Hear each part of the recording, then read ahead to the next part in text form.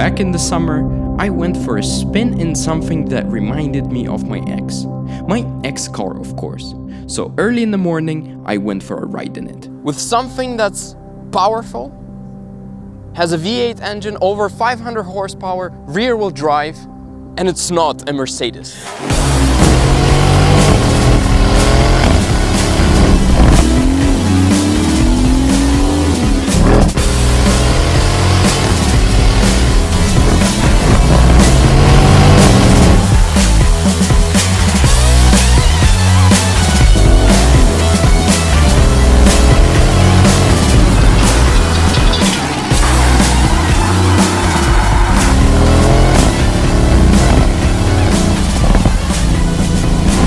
I will be honest with you, I was a bit skeptical of an Aston Martin having a Mercedes engine, having a lot of Mercedes technology, and therefore I was thinking, yeah, okay, cool, I'm gonna get an AMG GTS just with an Aston Martin badge. I will be honest, once again, I wasn't looking forward really too much towards this car. Then I picked up the car at the dealership in Aston Martin Geneva. Once again, a huge thank you for trusting me. I took the car, I looked at it, I was like, not bad. Started the engine, cold start. I was like, ooh, that sounds interesting. However, still has a note of an AMG GTS, but there's something different in it. Got out on the motorway and I was like, I like the rumble, I like the noise. I'm very comfortable in here. Let me discover this car a little bit more.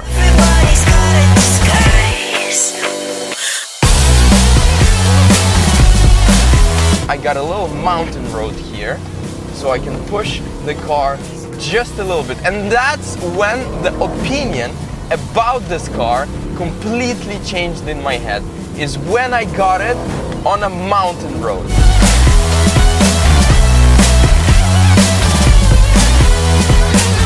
I don't know why I can even comfortably talk to you while going pretty aggressive on this mountain. I will compare it to an AMG GTS because I used to own one. And guys, I can tell you that there is nothing from an AMG GTS.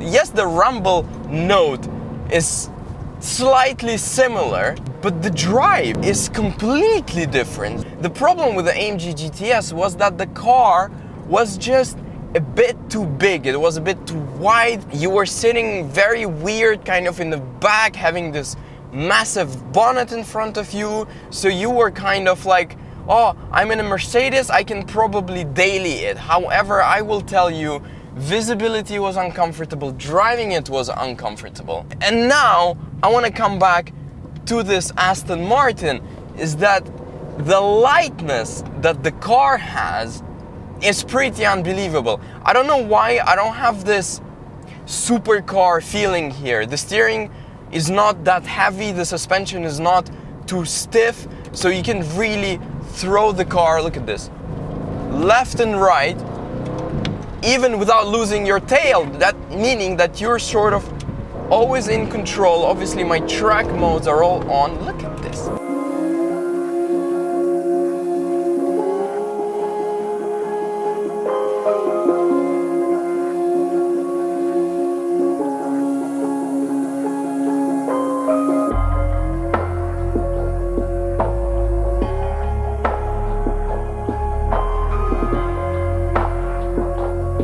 This Mercedes Mirage is not present from the exterior. It looks sleek and raffinated. Even the headlights have been drawn so that they meet the curvature of the bonnet. You do recognize the shape of the first baby Aston that was released nearly 10 years ago. But once you look at the front carbon grille and then the sculpted rear with thin lined taillights, you clearly see the progress that was made from the first versions. Oh, something very important. You see those 4 exhausts? Well, at the launch, the car was not offered with a sport exhaust package and therefore had only 2 small ones on each side. Thank you, Aston Martin, for making 4, as more is always better and better looking. Now, however, inside it was also redesigned, but this is where you meet the Mercedes traits.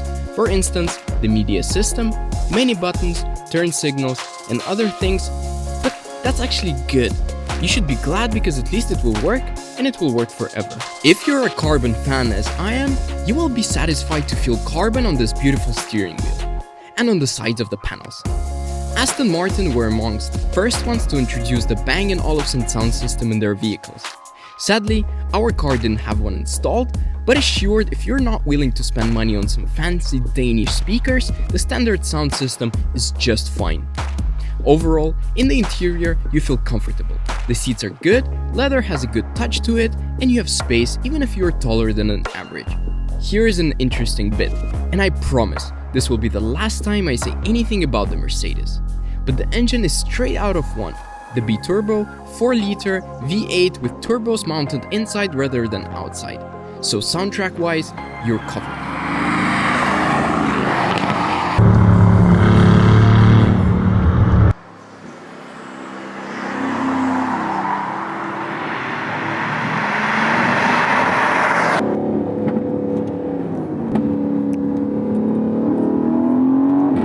In my opinion, this Aston Martin Vantage is really a car that you can live with.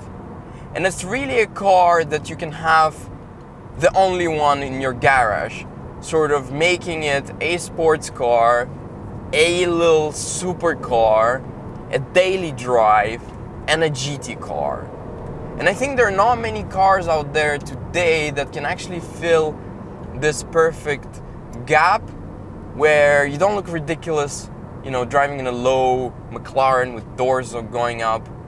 But in the same time, you can use the full potential of this engine, of this rear-wheel drive. Here are some figures for you. The car still does 0 to 100 in around 3.6, 3.9 seconds, obviously depending on the temperatures and tires. The car weighs around 1,500 kilograms, which on paper for a sports car is a bit too much, but I don't know why. I don't feel it. I feel like the car weighs 1,300 or something. I think it's a car that has two sides. One side of it is this very elegant look without any stupid spoilers and huge aerodynamic bits. The car just looks simple, elegant, and classy.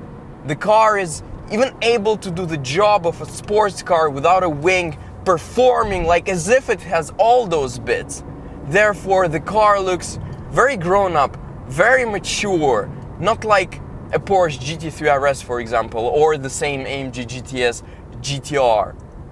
But then you put it into Sport Plus or track mode, you put the suspension into Sport or track, and you get your sport car that you can even take on a racetrack.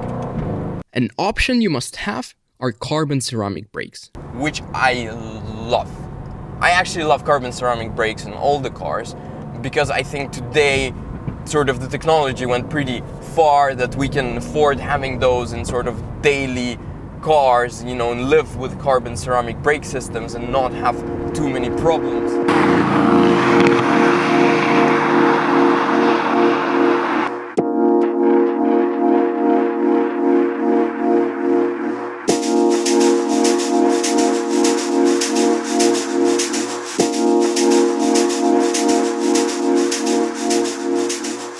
Put that car into sport mode because that's like the calmest option here. You don't have a comfort mode, and the car just becomes settled and quiet, and you can easily put your wife next to you and you can go out for dinner, or you know, in some remote locations, for example in Switzerland as we are here, because the car is not too low. It doesn't even have a lift system, but it doesn't need to have one because I've been driving it pretty much everywhere during those past 3 days in small roads, narrow roads, speed bumps, everything. Haven't scraped it once, and I don't think I will because it's just perfectly positioned in terms of height.